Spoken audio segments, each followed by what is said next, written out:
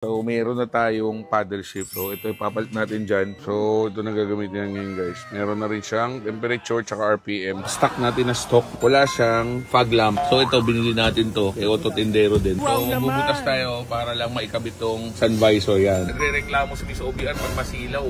Silaw siya. So, start natin. Yun na, oh. Ngayong araw guys, nandito naman tayo kay Auto Tindero. Maraming hindi nakakaalam. So, ang manibela ng tama raw, ganito lang guys. So, same halo sa Hilux. Pero, wala siyang steering control. Wala kang access sa audio nun. So, hindi mo talaga pipindutin. At the same time, yung kanyang gauge, ganito lang. So, wala siyang RPM. Makikita mo lang yan, drive neutral, tapos speed lang. Tsaka itong fuel gauge. Wala ring temperature. Pero, so maraming hindi nakakaalam, same lang itong gauge na to. Ng sukat niyan sa mga Hilux na GRS at sa mga Ford. So, ngayon nga, meron tayong isang upgrade na gagawin na medyo mahirap. So, ang dami nating upgrade ito pero ito yung isa sa pinakamahirap. Pinabili kong steering wheel pang Fortuner. Yan. So, ito guys, pang Fortuner, yung busina niya tsaka airbag. So, may steering control, may audio. Ang maganda pa dito guys, nabili ko to pang Fortuner na V. So, meron siyang parang wood panel dito na dark. Tapos, may steering control, may paddle shift, may plus minus. So, pag nilagyan natin dito sa sports, so, meron na tayong paddle shift. So, yung gagawin natin ngayon guys. Medyo mahirap pero gagawin natin. Hindi ko alam kung kaya pa natin lagyan ng cruise control. So, ito ipapalit natin dyan, tsaka yung gauge ng Fortuner. Alright. So, ngayon guys, gagawa sa atin, siyempre, Auto Tindero, Salster, Uniparts Automotive, Kenny, tsaka si John B. Kapay, the master. John B. Kapay, so the master. Mga mahirap na electrical. Siya na yun. So, electrical na matindi gagawin natin dito kasi papalit tayo ng gauge, manibela, paddle shift pagaganahin natin. Mahirap to pero kaya niya to. Parang minero to si boss eh. Alright, tayo natin. Tawad ko 3. 335.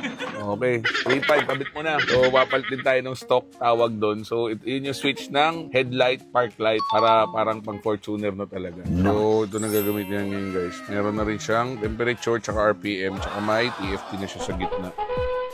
Siya ngayon guys, tinanggal na. Parang F1 na, no? So, tinanggal na yung buo, pati yung bahay. Wow! Jet plane na, wala naman ito. Parang ano na, pang eroplano na. Kinatay na naman yung sakyan natin. Aray ko. Ginusto mo yan eh, nagpasarap ka eh. Pagkakaiba, halos pareho sila, pero ito, meron ng mga steering control, tsaka paddle shift. Tapos may kulay silver na rin. Tapos may black na rin dito na parang piano black na design compared dito. Sipagin ako mag-drive, mas masarap manibela. So, ito yung stock natin na stock yung tawagin. So, wala siyang fog lamp. So, yung fog lamp ko, nandito dati. So, ito ngayon, dahil nagpalit tayo ng stock na ganito. So, wala na to. Dito na yung fog lamp natin. Yan. Pero, the rest, same naman yan. Pero ito, galing din natin yung Fortuner to, kaya okay lang. Fog lamp. Okay. So pati rear fog, yun na yung parang orange na yun. Okay. Front fog, tapos rear fog. Yun.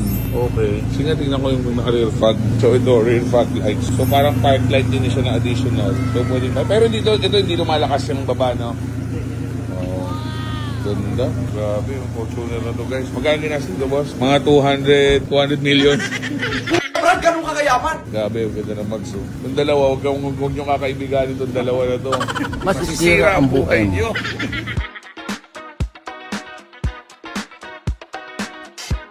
Pag Toyota tama raw, walang sun visor sa passenger side. So, dun lang talaga. So, ito, ganyan lang, naka-blanco lang, may pin lang. Pero may abang. So, ito, binili natin to. Kay Auto Tindero din. So, ito, bubutasin to guys para mapasok dito yung pinaka-lock na itong sun visor. So, meron siyang ganito, may kodigo siya.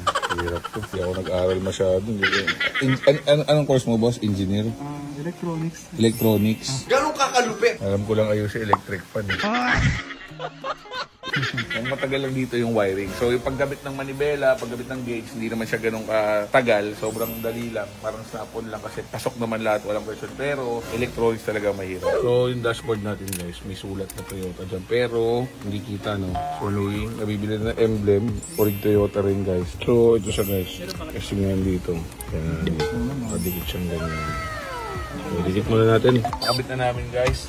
Nagana na rin itong mga steering control para dyan sa gauge. So ngayon, paddle shift naman. So ito yung paddle shift. Yan o, plus, minus. So yan, pagaganahin yan dito sa shift knob. Kaya tinanggal natin cover nito. Gagana yung plus, minus. Kasi merong sports mode to na parang manual. So pag nag-downshift ka, pwede na dito. Tapos upshift pwede. Pag manual ko rin, naka-paddle shift ka na. So, yan o. May paddle shift na tayo.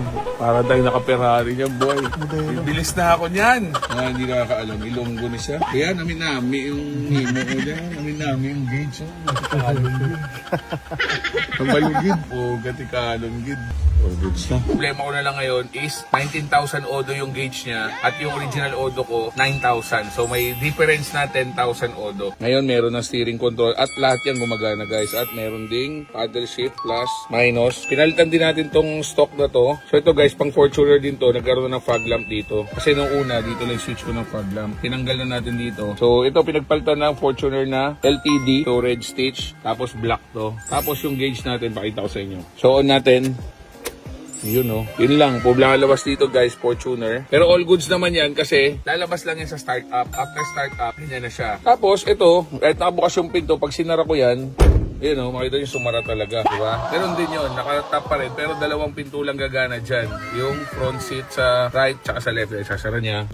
Yun o, sumara na rin. Lalabas lahat. So, babak natin to. Yun. Eco indicator, message, setting. Try natin nga. Push to customize yun. Meter customization. Pwede natin palitan language, English, units, kilometer per liter, liter per 100 kilometer. Eco, may on, may off. Switch setting at drive info 2. So, ito, drive info. Dito ko kinokontrol guys. Oh. So, battery, bar type, value type, ganyan. So, back natin. Average fuel, pwede mo i-reset. Drive info 2, yan din yun.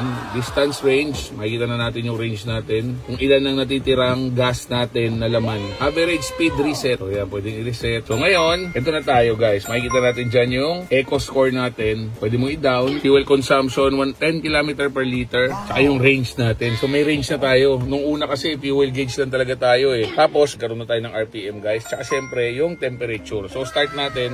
Yun na oh. Yun mo naman yan. Fortuner, diba? Pero naka-Hilux tama raw tayo. So, next namin na project pala guys, ito yung eco mode tsaka power mode. So, ngayon, next na pakikita ko sa inyo, ito, nakalagay sa park. Nilagay natin sa neutral. Reverse cam na rin tayo. Tapos pag ilagay natin sa sports, meron na tayo ditong paddle shift. So pag pinaddle shift ko dito, minus 3, 2, 1. Sa kabila naman, 2, 3, 4, 5, 6. All goods, no? May paddle shift guys. May next project pa tayo guys. Lalagyan natin ng cruise control. So may abang yan dito guys. Pwede tayo maglagay ng cruise control na parang may ganito. Next na yun, dumating ako dito 10 o'clock. So ngayon 3 o'clock na. Ganun katagal siya ginawa. So ngayon meron na rin siyang sun visor dito kasi nagre-reklamo si Miss Obian pag masilaw. Silaw siya. So bumili tayo nito. Ito medyo may kamahalan ng konti kasi original. Same size niyan lapad. So parang nasa 4,000 yan. Hiwalay rin ito guys. Ito may takip na hindi nakita yung tornilyo. Ito hiwalay ito. Nabibili sa kanila ng separate. So pati dito nakakabili ng takip sa kanila. Ito yung takip dito sa parang hinge dito sa may bisagra ng sasakyan ninyo pinto. Same thing din dito. Cover din. Nabibili rin yun sa kanila. Makikita nyo napakalinis. So walang kalat. So ito mode. Pakita ko pag nag-mode tayo. Lipat yan o. Bluetooth, radio, volume natin. Yun o. Tapos may call. Ito yung call. Tsaka and voice to voice. So, kiklik natin guys ha. Hold natin to. Yun o. Gaganyan siya. Go home. By the way, next time you can also press and hold the mic button on your steering wheel to ask me anything. So, yun yung ginawa ko. Kasi turuan mo pa ako. So, yan na guys. So, go home, di ba? Super happy ako. Siyempre, thank you tayo guys kay Auto Tindero. Siyempre, dito sa bahay niya. Umalis lang siya eh. Siyempre, kay Sir John, electrical. Ano tawag doon? Electronics. So, siya nag-install yan guys. Lahat naging posible, no? Naging Fortuner yung tama raw natin. Siyempre, kay Uniparts Automotive. So, sa mga parts, check nyo. Basta lagyan natin yung page nila dito. Auto Tindero, saka si Uniparts Automotive. So, boss, thank you. Thank you. Thank you, boss. So guys, all good sa tayo. Jetlo Rider po ito. Ride safe and God bless. Let's go.